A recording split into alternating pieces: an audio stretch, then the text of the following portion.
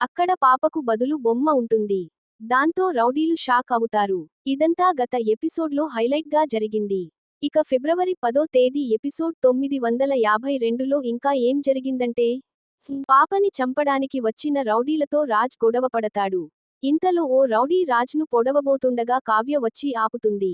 కత్తి తెగడంతో ఆమెకు రక్తం పోతుంది. ఇంతలో మినిస్టర్ వచ్చి రౌడీలను తరిమేస్తాడు. కన్నకూతురిని చంపుకోవాలని అనుకున్నావా? నువ్వు తండ్రివేనా? అంటూ ధర్మేంద్ర చొక్కా పట్టుకుని నిలదీస్తాడు రాజ్. నీ భార్య సంతోషం కోసం బిడ్డల్ని మార్చావు. నీకు వారసురాలు కావాలని నా భార్యకు బిడ్డను దూరం చేశావు. ఇప్పుడు శాశ్వతంగా మా బిడ్డ మీ దగ్గరే ఉండాలని చివరికి కన్నకూతురిని కూడా చంపుకోవాలని అనుకున్నావా అంటూ మండిపడతాడు రాజ్. దాంతో నన్ను క్షమించమని అడుగుతాడు ధర్మేంద్ర. క్షమించమని అడిగే అర్హత కూడా లేని పాపాత్ముడిని మీరు నన్ను క్షమించడం కాదు నరికేయండి అంటాడు. నిన్ను క్షమించడం కాదు, నీలాంటి వాడి నీడ మా మీద పడ్డా మాకు పాపం చుట్టుకుంటుంది అంటుంది కార్తీక్. మా ఆనందం కోసం మిమ్మల్ని ఏడిపించిన రాక్షసుడిని. కానీ ఆ రాక్షసత్వం ఈరోజు నీ మాతృత్వం ముందు ఓడిపోయింది. నేను చేసింది తప్పు కాదు, నేరం. నా భార్యను బతికించుకోవడం కోసం నీ అమ్మతనాన్ని బలి చేశాను, స్వార్థంగా ఆలోచించాను. మనసులో మరో తల్లికి అన్యాయం చేస్తున్నాను అనిపించినా నా స్వార్థం, నా భార్య ఆనందం దానిని చూడనివ్వకుండా చేసింది. అందుకే కళ్ళు తెరిచి మీ ముందు ఇలా దోషిగా నిలబడ్డానని చెబుతాడు ధర్మేంద్ర. మీకు ఏ సంబంధం లేని బిడ్డ కోసం ప్రాణాలు ఇవ్వడానికి కూడా సిద్ధపడ్డారు. నా పాపని కాపాడటానికి ఆరాటపడ్డారు. కానీ నేను నా కన్నకూతురిని చంపడానికి సిద్ధపడ్డాను. నేను తండ్రిని చెప్పుకునే అర్హత కూడా నాకు లేదని చెబుతాడు. నా పాపకి ఉన్న ఆరోగ్య సమస్య తెలిసి భయపడ్డాను. నా భార్య ఏమైపోతుందోనని బెదిరిపోయాను. పిల్లల్ని మార్చేస్తే నా ఇల్లు వెలిగిపోతుందని అనుకున్నానే కాని ఓ తల్లి పేగు బంధాన్ని తెంచేస్తే అది చీకటిగా అయిపోతుందని ఇప్పుడే అర్థమైందని నన్ను క్షమించమని అడుగుతాడు. మీరు పడ్డ బాధకి, అనుభవించిన క్షోభకు కారణం నేనే. అందుకు మీరు ఏ శిక్ష వేసినా నేను తలవంచుతాను అంటాడు. ఇంతలో తులసి అక్కడికి వచ్చి జరిగినదంతా వింటుంది. దాంతో అంతా షాక్ అవుతారు. నా ఒడిలో ఉన్నది ఎవరి బిడ్డ? నాకు బిడ్డ పుట్టలేదా? కన్నబిడ్డను మార్చి ఆ తల్లికి అన్యాయం చేసింది మీరేనా అని తులసి నిలదీస్తుంది. ఇదంతా నీకోసమే చేశాను. పుట్టగానే మన బిడ్డకు గుండె సమస్య ఉందని తెలిసింది. అది నీకు తెలిస్తే నువ్వు దక్కవని భయపడి బిడ్డని మార్చేశానని నిజం చెబుతాడు ధర్మేంద్ర. మీరు పాపం చేశారు. ఇలా నా ప్రాణాన్ని కాపాడే బదులు నాకు విషమిచ్చి చంపితే నాకింత బాధగా ఉండేది కాదని అంటుంది తులసి. మీ కళ్ళలోకి చూడాలంటేనే సిగ్గేస్తోంది. నా భర్త చేసిన తప్పుకి నేను క్షమాపణలు చెబుతున్నాని అంటుంది తులసి. మీ భర్తకు మీ మీదున్న ప్రేమే ఇలా చేయించిందని చెబుతుంది కావ్య.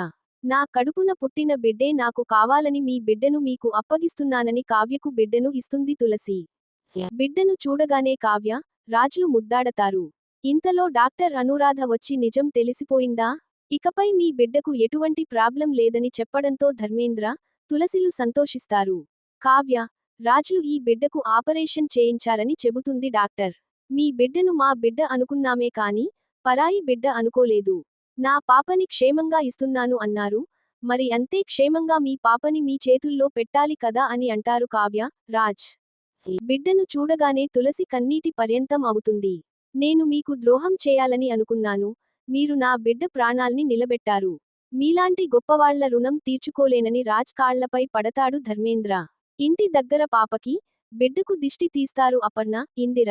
మీ మనవరాలు, నా కన్నకూతురు అని అందరికీ చూపిస్తుంది కావ్య. నేను కూడా తల్లినే. కానీ నీ బాధను అర్థం చేసుకోలేకపోయామని ఇందిర, అపర్ణలు బాధపడతారు. రాజ్ని తన దారిలో నడిపించి తను అనుకున్నది సాధించిందని కావ్యను మెచ్చుకుంటుంది స్వప్న. 100 మందిలో ఉన్న తల్లి తన బిడ్డను గుర్తించగలదని కావ్య నిరూపించిందని చెబుతుంది అపర్ణ.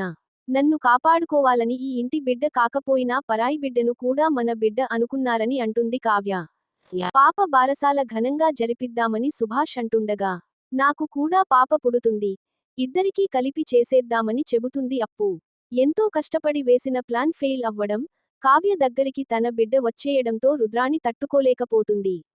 ఇటుక మీద ఇటుక పేర్చినట్లు స్టెప్ బై స్టెప్ ఆ దుగ్గిరాల ఫ్యామిలీ మీద వేసిన ప్లాన్ ఫెయిల్ అయింది. నేను ఓడిపోయాను అంటుంది రుద్రాణి. నువ్వు ఓడిపోలేదు, బ్రతికిపోయావు. ఆ మినిస్టర్ తన అవసరం కోసం నీ ఐడియాను తీసుకుని నీతో చేతులు కలిపి పాపని మార్చడానికి సిద్ధపడ్డాడు. కాని అంతలోనే మారిపోయి ఆ కావ్య, రాజ్ కాళ్ల మీద పడ్డాడు. వాడొక్కడే సరెండర్ అయ్యాడు. ఈ ఐడియా నీదని, దీని వెనుక నువ్వు ఉన్నావని కావ్య, రాజ్ లకు చెప్పేసి ఉంటే ఈ పాటికే నీ ప్రాణాలు పోయేవని అంటాడు రాహుల్. ఎప్పటికీ ఈ కుట్ర వెనుక నువ్వు ఉన్నావని మినిస్టర్ చెప్పకుండా చూసుకోమని రుద్రానికి రాహుల్, రేఖలు సలహా ఇస్తారు. ఆ మినిస్టర్ నోరు మూయించడంతో పాటు వాడి ద్వారానే దుగ్గిరాల నిలయంలోకి అడుగుపెడతానని అంటుంది రుద్రాణి. బయటి నుంచి నేను ఏం చేయలను, శత్రువు పక్కనే ఉంటేనే వాళ్ల పతనం చూడగలను అంటుంది. బిడ్డను చూసుకుంటూ రాజ్ మురిసిపోతాడు. ఇంతటితో ఎపిసోడ్ ముగుస్తుంది.